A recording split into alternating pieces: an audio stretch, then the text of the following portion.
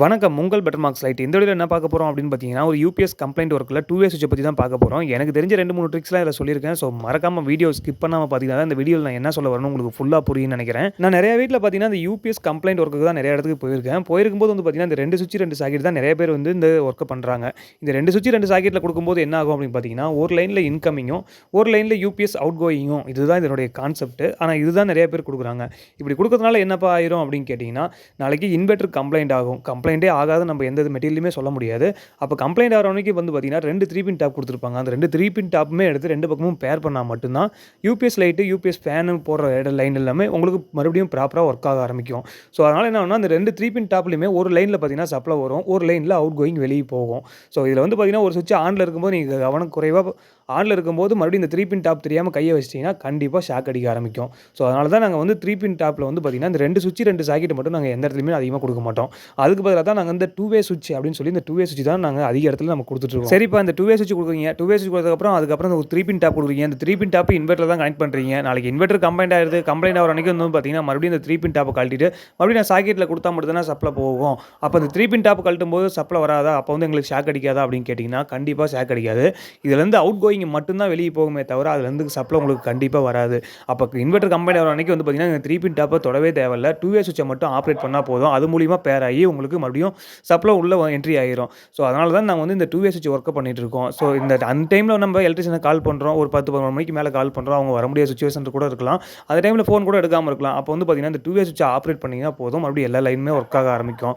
மறுபடியும் காலையில் எலக்ட்ரிஷியனை கூப்பிட்டு இந்த மாதிரி இன்வெர்ட்டர் எல்லாமே கம்ப்ளைண்ட் என்னன்னு தெரியல, யூபிஎஸ் லைட்டை நாங்கள் பேர் பண்ணி விட்டோம். ஸோ அதனால் வந்து பார்த்தீங்கன்னா நம்ம காலையில் என்ன கம்ப்ளைண்ட் பாருங்க அப்படின்னு சொல்லி நீங்கள் கண்டிப்பாக சொல்லலாம். அதேமாதிரி கமெண்ட்டில் நிறைய பேர் கேட்டிருந்தீங்க, இந்த 2 வே சுவிட்ச் யூஸ் பண்ணாதீங்க, இந்த 2 வே சுவிட்ச் யூஸ் பண்ணிங்கன்னா ஷார்ட் சர்க்யூட் தான் ஆகும், அதை ஏன் யூஸ் பண்ணுறீங்க அப்படின்னு சொல்லி நிறைய பேர் கேட்டிருந்தீங்க. நான் 12 வருஷமாக ஒர்க் பண்ணிட்டு இருக்கேன். 2 வே சுவிட்ச் வச்சு தான் யூபிஎஸ் எல்லாமே ஒர்க் பண்ணிட்டு இருக்கோம். இது வரைக்கும் அந்த 2 வே சுவிட்சில் கம்ப்ளைண்ட் ஆகி ஷார்ட் சர்க்யூட் ஆகி இது வரைக்கும் நான் பார்த்ததே இல்லை.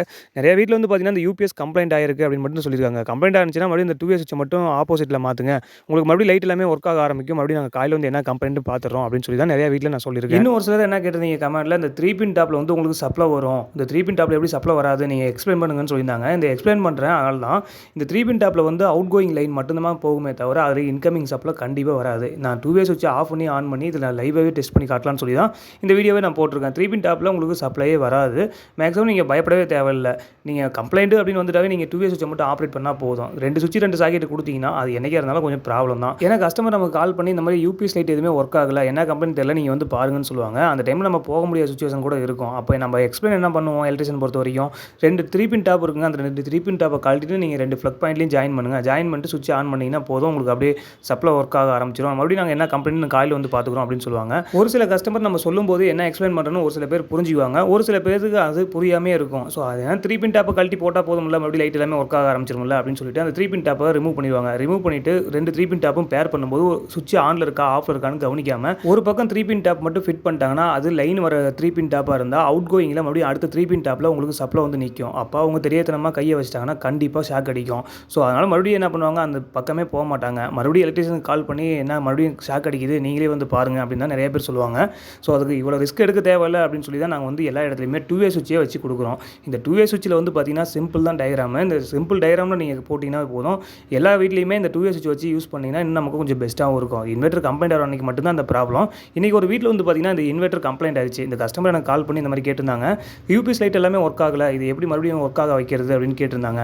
அப்போ நாங்கள் என்ன சொல்லியிருந்தோம், இந்த 2 வே சுவிட்சை மட்டும் ஆப்ரேட் பண்ணுங்க மேடம், நாங்கள் காலையில் வந்து என்ன கம்ப்ளைண்ட் நாங்கள் சொல்கிறோம் அப்படின்னு சொல்லி நாங்கள் எக்ஸ்பிளைன் பண்ணிவிட்டு என்ன கம்ப்ளைண்ட்டாக இருக்குன்னு சொல்லிட்டு பார்க்கலான்னு போயிருந்தோம். அப்போ வந்து இன்கமிங் ஏதாவது கம்ப்ளைண்ட் இருக்கா அப்படின்னு சொல்லி ஓப்பன் பண்ணி பார்த்தோம். இன்கமிங்லாம் கரெக்டாக தான் பவர் போயிட்டு இருக்கு. சார்ஜிங் ஆகுதா அப்படின்னு பார்த்தோம், சார்ஜிங் ஆகுது. ஸோ அவுட்புட் மட்டும் தான் நமக்கு வரல. ஸோ அப்போ இன்வெர்ட்டரில் ஏதோ சின்ன கம்ப்ளைண்ட் இருக்குது அப்படின்னு சொல்லிட்டு இன்வெர்ட்டர் இதெல்லாம் கழட்ட ஆரம்பிச்சிட்டோம். இன்வெர்ட்டர் பேட்டரியிலேருந்து ரிமூவ் பண்ணிட்டு சர்வீஸ் கொண்டு போய் கொடுக்கலாம்னு சொல்லிட்டு சர்வீஸுக்கும் கொண்டு போய் கொடுக்க போயிட்டோம். இந்த 2 வே சுவிட்சுக்கு பக்கத்தில் நீங்கள் இன்னும் 6 ஆம்ப் சுவிட்ச் கொடுத்து அந்த 6 ஆம்ப் சுவிட்சிலேருந்து நீங்கள் அவுட்புட் சாக்கெட்டுக்கு சப்ளை கொடுங்க அப்படின்னு சொல்லி நிறைய பேர் கேட்டிருந்தாங்க. அப்படி கொடுக்கும்போது என்ன ஆகும் அப்படின்னு பார்த்தீங்கன்னா, அந்த சுவிட்ச் ஏதாவது தெரியாதனமாக ஆஃப் பண்ணி வச்சிட்டாங்கன்னா பேட்டரிக்கு சார்ஜே ஏறாது. பேட்டரியில் இருந்த பவர் எல்லாமே ரிமூவ் ஆகி நமக்கு பேட்டரி டவுன் ஆக ஆரம்பிச்சிடும். ஸோ அதனால தான் வந்து நாங்கள் 2 வே சுவிட்சிலேருந்து டேரெக்டாக எடுத்து சாக்கெட்டுக்கு சப்ளை கொடுத்துருக்கோம். இன்வெர்ட்டருக்கு டேரெக்டாக சார்ஜிங் ஆகிட்டே இருக்கும், பேட்டரியும் பேக்கப்லேயே இருக்கும். ஸோ அதனால தான் வந்து பார்த்தீங்கன்னா நாங்கள் 2 வே சுவிட்ச் மட்டும் கொடுத்து அதுலேருந்து டேரெக்டாக நமக்கு சாக்கெட் சப்ளை எடுத்து அதுலேருந்து அவுட்புட் நம்ம எப்பவுமே எடுத்துருக்கோம். இல்லை 6 ஆம்ப் சுவிட்ச் கொடுத்து எடுக்கலாம்னா கண்டிப்பாக 6 ஆம்ப் சுவிட்ச் கொடுத்து எடுக்கலாம்.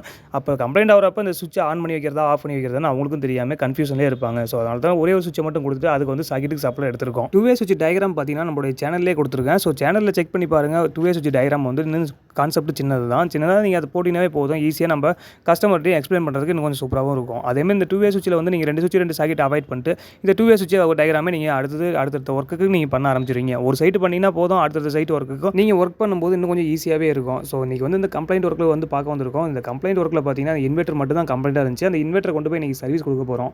சர்வீஸ் கொடுத்து எப்படியும் ஒரு 3 டேஸ் ஆயிரும். 3 டேஸ்க்கு அப்புறமே வந்து பார்த்தீங்கன்னா அதுக்கப்புறம் இன்வெர்ட்டர் மறுபடியும் நம்ம கை கிடைக்கும். மறுபடியும் அதுக்கப்புறமே எல்லாம் எக்ஸ்பிளைன் பண்ணிவிட்டு அதுக்கப்புறமே நம்ம மறுபடியும் ஃபிட் பண்ண வேண்டியதான். இன்றைக்கி எல்லாமே இன்வெர்ட்டர் வந்துருச்சு.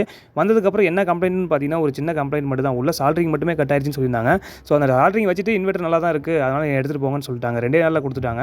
அந்த இன்வெர்ட்டர் மறுபடியும் நம்ம ஃபிட் பண்ணலாம்னு சொல்லிட்டு மறுபடியும் இன்வெர்ட்டர் எல்லாமே மறுபடியும் ஃபிட் பண்ண ஆரம்பிக்கிறோம். 3 டேஸ் 4 டேஸ் நீங்கள் இன்வெர்ட்டர் கழட்டி எடுத்து சர்வீஸ் கொடுத்துட்டீங்க. அதுக்கப்புறம் பேட்டரியில் இருக்கிற பேக்கப்லாம் குறைஞ்சிருமே. அப்போ என்ன பண்ணுறது அப்படின்னு கேட்டிங்கன்னா கண்டிப்பாக 2 நாள் 3 நாள் வந்து பேக்கப் வந்து குறையாது. 1 வாரம் 2 வாரம் இல்லை 3 வாரம் விட்டுட்டோம்னா தான் அந்த பேக்கப் எல்லாமே குறைய ஆரம்பிச்சிடும். மறுபடியும் சார்ஜிங் கொண்டு போய் பேட்டரி சார்ஜிங் பண்ணிட்டு அதுக்கப்புறம் மறுபடியும் கொண்டாந்து நம்ம ஃபிட் பண்ணுற மாதிரி இருக்கும்.